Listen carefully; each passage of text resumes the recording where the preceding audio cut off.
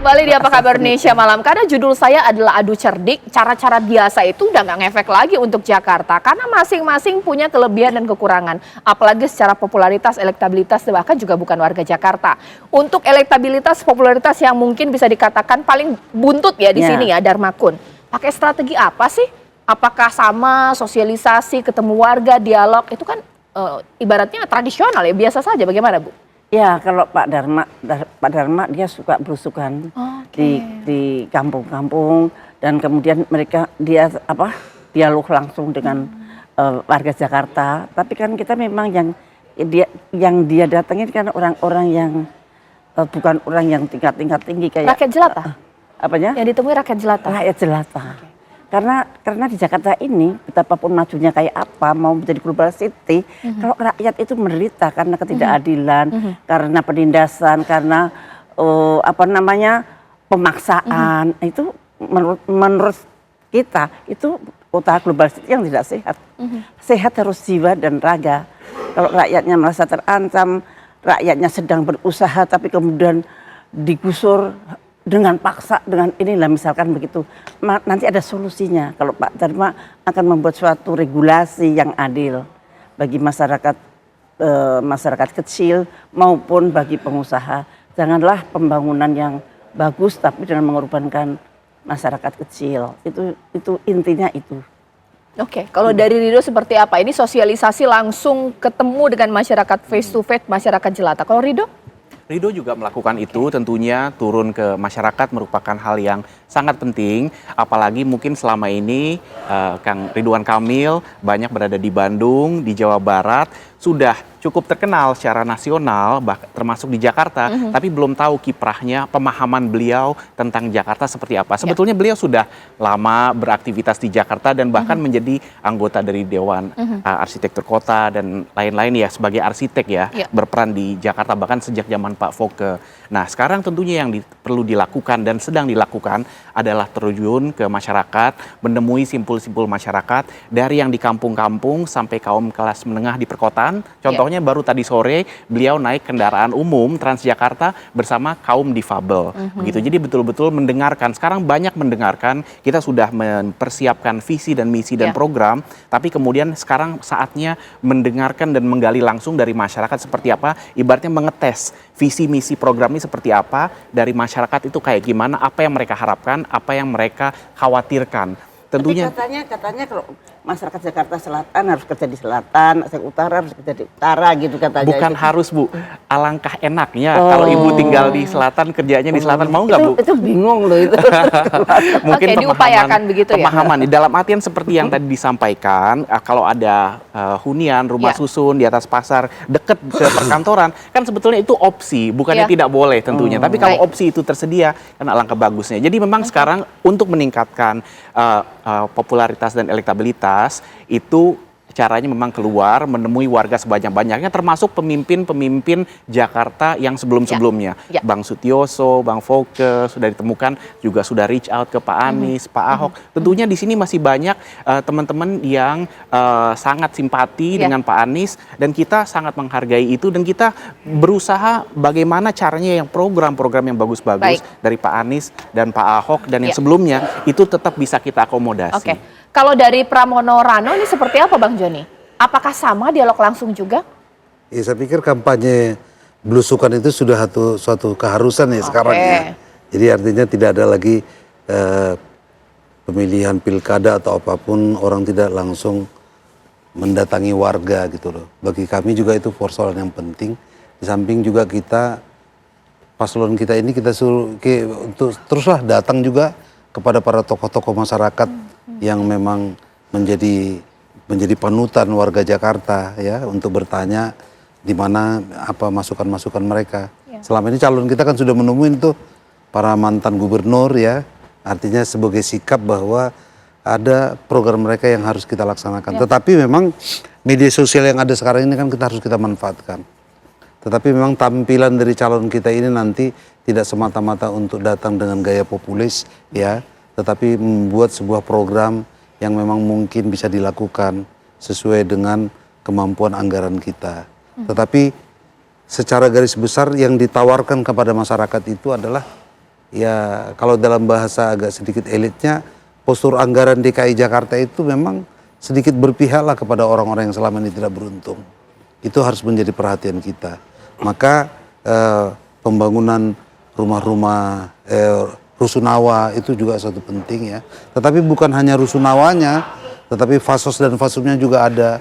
Taman bermain untuk anak-anak, ada yang namanya olahraga ya. Termasuk juga pelayanan kesehatan yang baik ya. Khususnya dalam pelayanannya, agar pelayanan itu ya berkualitas dan tidak diskriminatif. Itu penting juga bagi kita. Jangan hanya misalnya karena orang-orang pemegang BPJS dilayani asal-asalan, tidak seperti itu. Gitu loh. Oke, Mas Agung, apa ya istilahnya, kritik yang membangun dari ketiga cara paslon ini. Kalau tadi dari Darmakun, dialog langsung ke masyarakat, rakyat jelata. Apakah di masyarakat jelata saat ini sudah ada pragmatisme? Jadi walaupun udah didatangi cuman ya karena sudah silih berganti, mereka udah gak tahu lagi, gak inget lagi apa kebijakan. Atau mungkin di Transjakarta, yang dengerin itu warga Jakarta apa warga Tangerang atau juga Bogor. Dan juga masalah-masalah spesifik lain yang sebenarnya urusan warga Jakarta yang paling kerasa tuh apa? Masalah perut. Ini seperti apa? Iya, kalau disederhanakan idealnya semua paslon ini harus punya wow factor gitu. Setiap dia turun ke bawah, setiap dia menyapa di media atau dimanapun dia berada. Sehingga dalam persepsi utama mereka top of mind itu, oh ini Pak Darmakun, ini Pak RK Suswono, ini Pak Pramrano gitu. Wow factornya apa? Setiap dia melakukan sesuatu, setiap dia belusukan, setiap relawannya turun, setiap dia ada di media sosial. Kalau misalkan semuanya sama, ya lupa, walaupun dia rakyat kecil, rakyat kelas menengah maupun kelas atas. Itu yang pertama. Yang kedua, kalau berangkat dari survei, problem mendasar hari ini Jakarta itu yang cukup mengagetkan kami para pollster itu adalah soal ekonomi. Utamanya soal sembako, lapangan kerja. Nah, baru kemudian masalah-masalah klasik perkotaan, banjir, macet, sampah, polusi, dan seterusnya. Jadi, kalau saya menyederhanakan, idealnya semua paslon berangkat dari sana. Ya, merasionalisasi itu. Sehingga tadi ada sedikit masukan dari Bu Siti ke Mas Mulya, emang harus di Jakarta Utara kerjanya, aktivitasnya. Nah, itu udah kritik kan. Nah, saya kira setiap itu akan dibedah, dikuliti semuanya. Apakah memang paslon ini punya program tapi make sense nggak? Bisa nggak itu dieksekusi, dikerjakan, dan terrealisasi? Dan itu benchmarknya rekam jejak semua. Misalkan Pak Darmakun selama memimpin sebelum maju di Jakarta, misalkan kepala BSSN misalkan, ngapain aja, prestasinya apa? Pak RK selama jadi wali kota dan gubernur Jabar, beres nggak di sana? Program-program yang tadi disampaikan terintegrasi pemukiman, kemudian kegiatan ekonomi, fasum, dan seterusnya.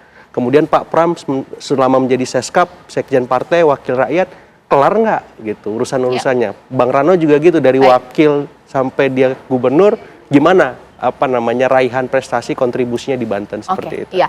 Sebelum saya bertanya kembali kepada ketiga perwakilan dari paslon, saya mau kasih kepada Anda pemirsa pendapat dari warga Jakarta mengenai ini. Sudah beberapa hari berjalan, kampanye-kampanye sudah dilakukan. Rekan saya Vena Kinta akan bertanya kepada rakyat. Vena, silakan. Baik, selamat malam Caca Anissa dan juga pemirsa. Jakarta sudah tidak menjadi ibu kota lagi. Yang sebelumnya ini daerah khusus ibu kota Jakarta, kini menjadi DKJ atau daerah khusus Jakarta. Apa sebetulnya yang sampai saat ini masih menjadi harapan masyarakat? Apakah untuk bisa menyelesaikan permasalahan yang ada di DKJ atau Jakarta? Saya mau coba tanya-tanya kepada masyarakat yang ada di daerah Kalibata, Jakarta Selatan. Selamat malam, boleh berdiri Pak? Boleh minta waktunya dengan Pak siapa? Pak Daeng Iman. Pak Daeng Iman. Nah, kalau boleh tahu Pak Daeng, ini warga Jakarta dari tahun berapa Pak Daeng? Dari 93. Dari tahun 1993, sudah 30 tahun lebih ya Pak ya. Nah, kalau menurut Bapak, apa sebetulnya yang menjadi masalah sampai saat ini, masalah di Jakarta yang belum selesai Pak? Yang masalah belum selesai sampai sekarang itu banjir utama ya. Terus tenaga kerja, kebanyakan outsourcing, jadi bantulah. Nah, terus perekonomian tolong ditingkatkan gimana supaya lebih mudah kita masyarakat rendah ini bisa cari duit ya. Jadi harapan dari Pak Daeng ini untuk bisa menyelesaikan masalah-masalah kayak tadi banjir begitu. Kalau dari sisi ekonomi nih, kalau Bapak nih melihat situasi saat ini terdampak nggak sih kepada Pak Daeng? Sekarang terdampak banget. Gimana tuh? Jadi semenjak COVID ya, sama-sama COVID itu usaha saya hancur. Jadi larinya tuh jadi parkir sekarang. Jadi intinya Pak Daeng berharap ada bantuan begitu ya dari pemerintah untuk bisa mempermudah ya dari sisi ekonomi. Mungkin dikasih bantuan kredit mudah untuk usaha, ya kan? Iya. Mudah-mudahan bisa didengar ya Pak Daeng ya, sama pemerintah nanti segera ya. Terima kasih Pak Daeng, selamat kembali beraktivitas, lancar terus usahanya.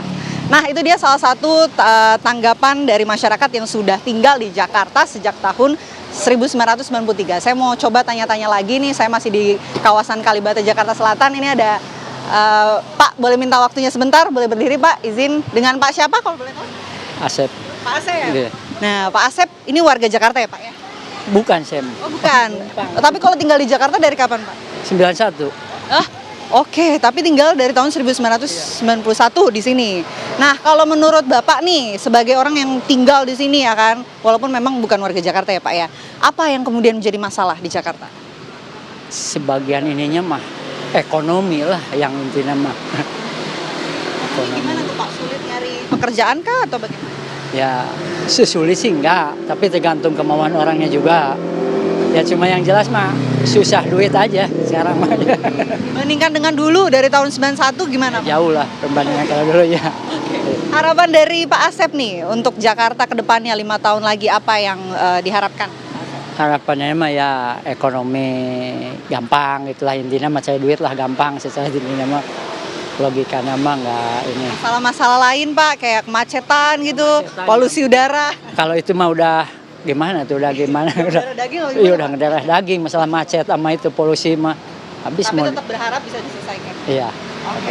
Baik, terima kasih banyak Pak Asep atas waktunya. Selamat kembali beraktivitas, selamat kembali berjualan. Terima kasih Pak Asep, sehat selalu.